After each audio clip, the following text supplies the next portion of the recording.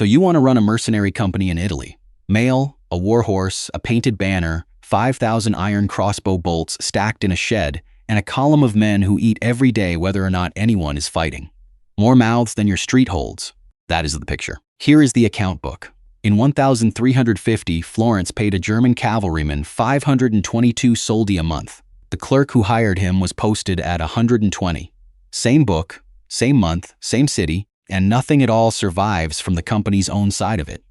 Stay with that book because it prices two different things.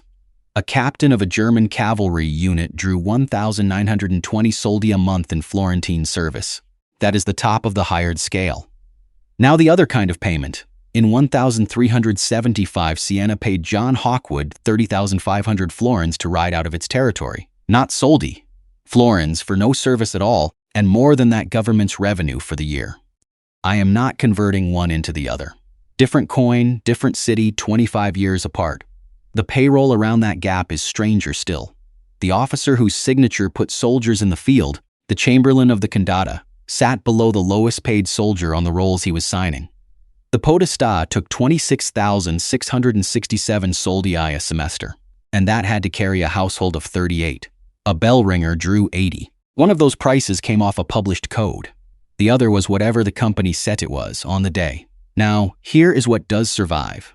After Florentine troops took Montegamoli in 1350, the War Committee paid 3 captains a bonus, 2 Germans, Burkhard de Toro and Jacopo da Fiore, and an Italian, Andrea Salamoncelli, 50 florins each, dated, named, filed. What is not filed is a single condotta from that war, not one contract, so no schedule of bonuses, no clause on ransoms, no line on who paid for a dead horse.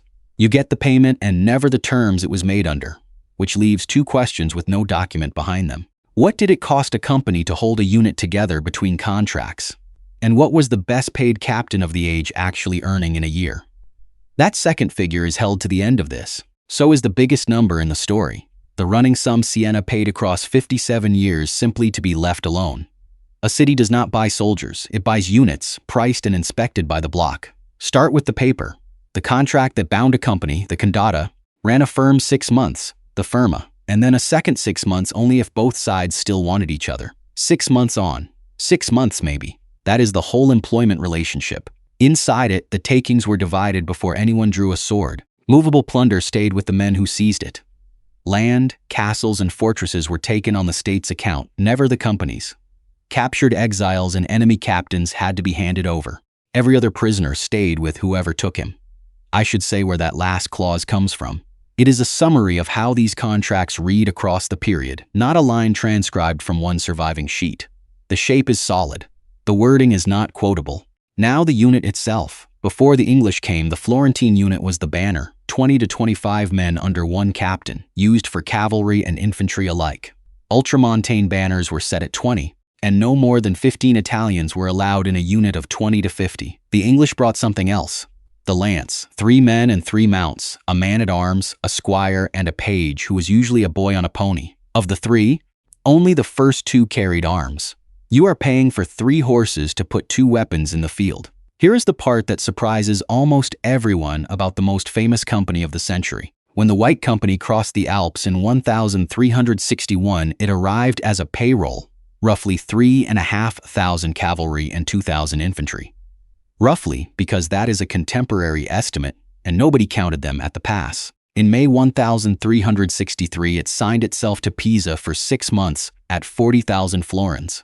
That sum reaches us second-hand rather than from a transcribed contract, so take the order of magnitude and leave the last digit alone. The change it brought ran through the accounts department, not the battlefield.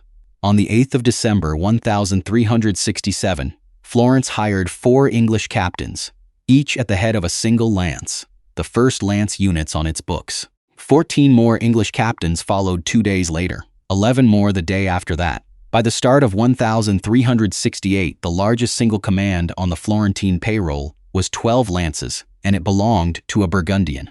12 lances, 36 men. That was the biggest block anyone could sell you. Here is where the money actually leaves somebody's hand, and it is not the city's. The Florentine Code of 1337 set a floor and left the bill with the soldier. A cavalry captain had to maintain a horse worth 50 florins. Every ordinary cavalryman, a horse worth 30.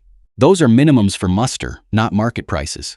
The code is telling you what you may not turn up below, not what a horse cost in the square that week. Armor and weapons came out of the same pocket. A breastplate with iron sleeves, a steel helmet, a shield, a lance, a dagger.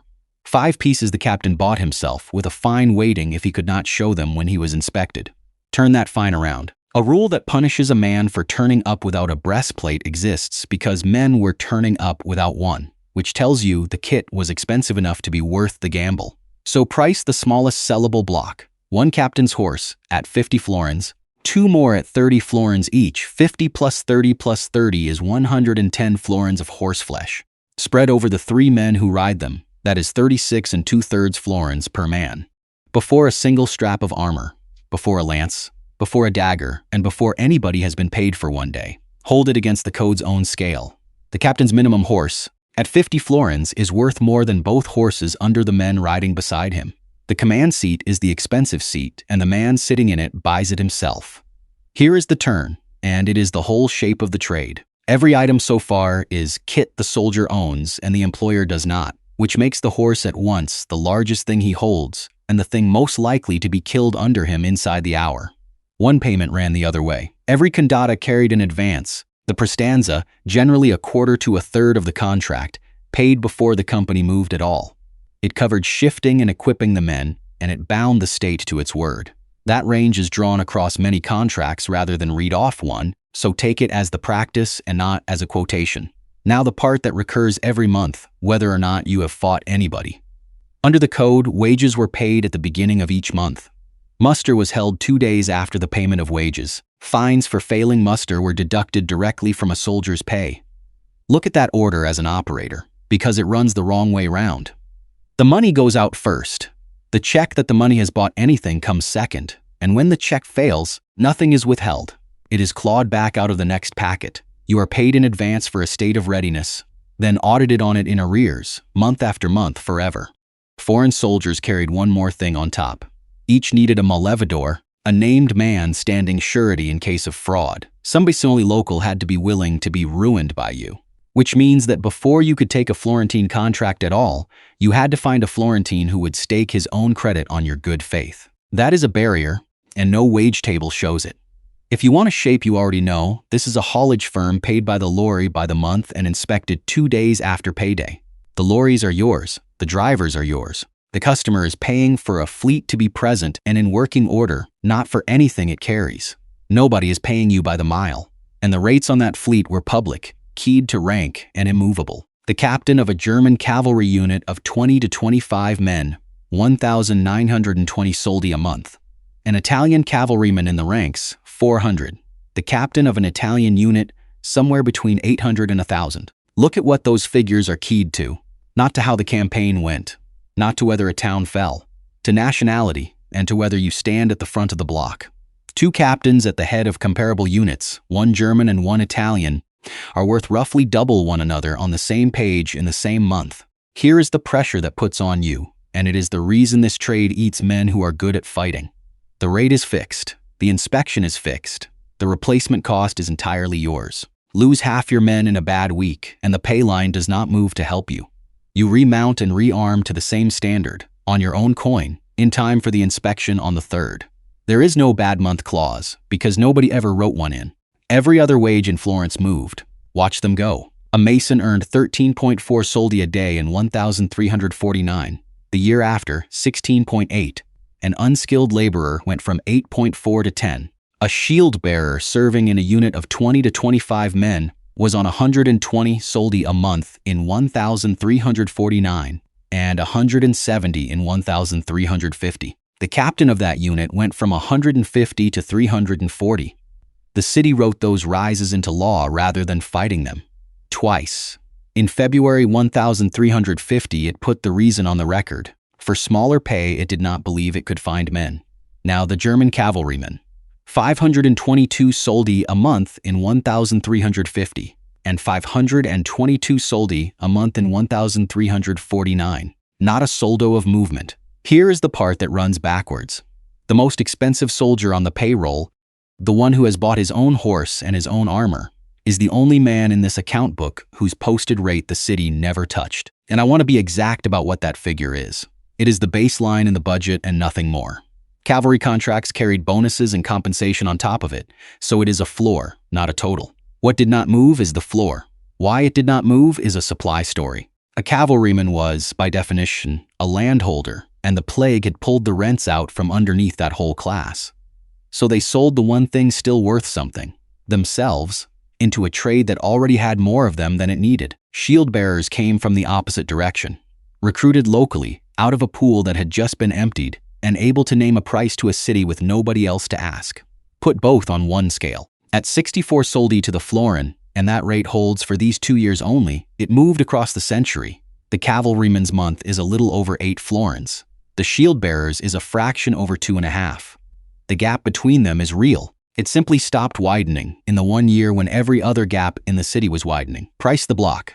In soldi, one currency, one season, and see what you are actually running. Take a German cavalry banner at full strength. 25 men, so one captain and 24 riders. 24 riders at 522 soldi each is 12,528 soldi. Add the captain's 1,920, and your monthly wage bill for the block is 14,448 soldi. That is one line. It arrives on the first of every month you are under contract, and the contract ran 4 to 6 months. Take the long end. 6 months at 14,448 is 86,688 soldi for one banner across one campaigning season.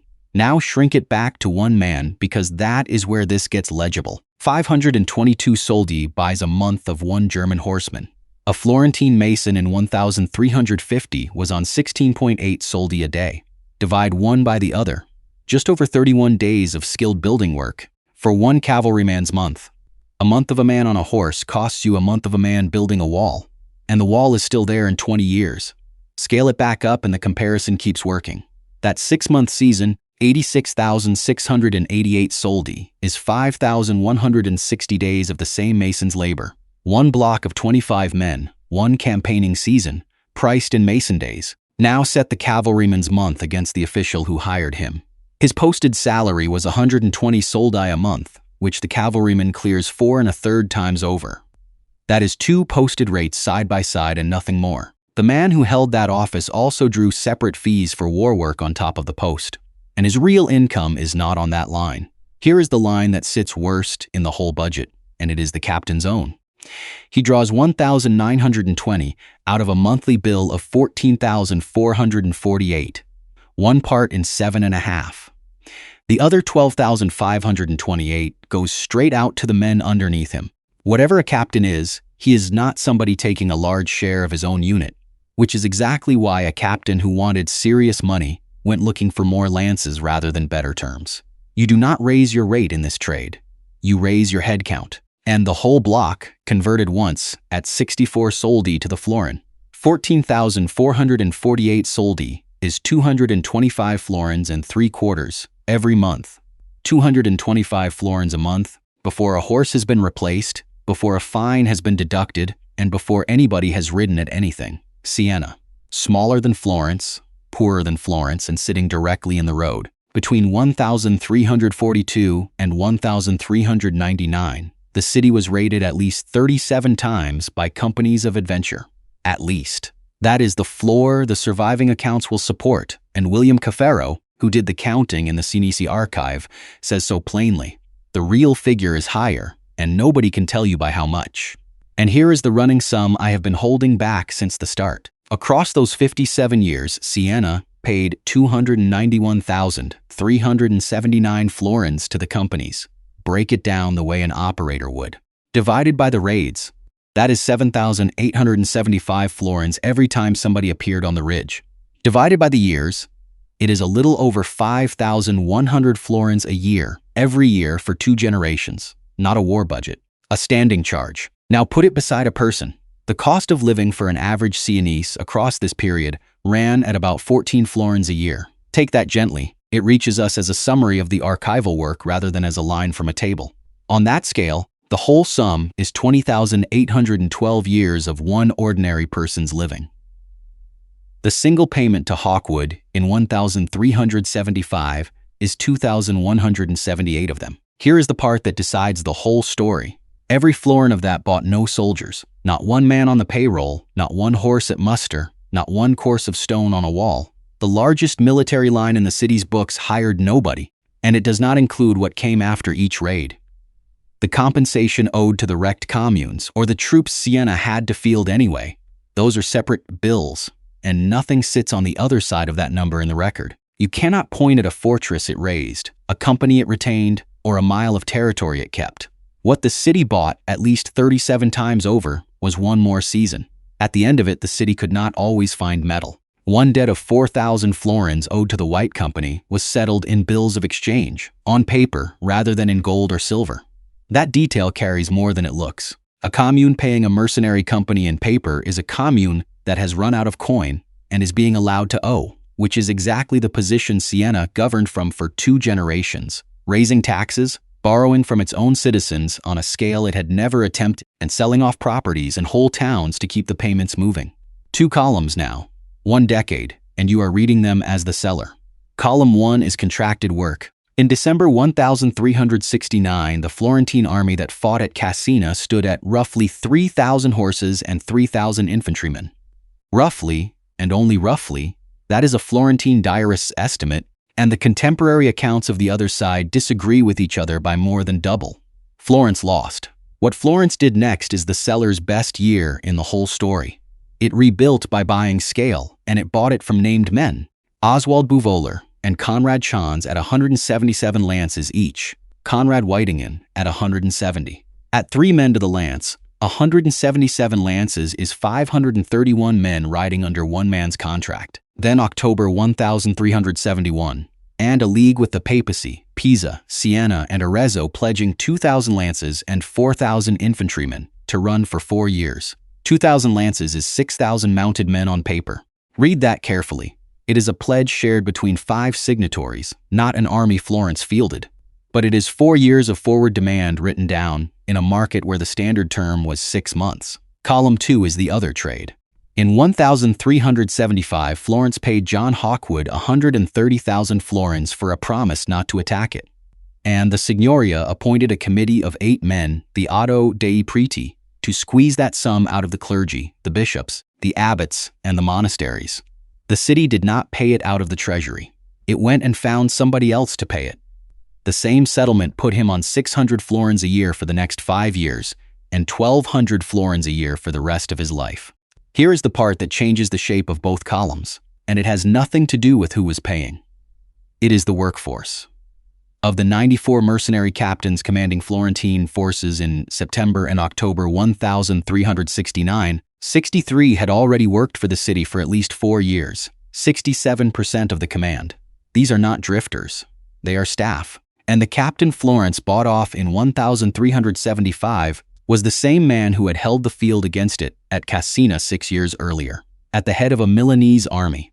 So the 2 columns are not 2 markets. They are one standing roster of professionals, and the roster is what everybody is actually bidding on. Florence understood this well enough to change its buying.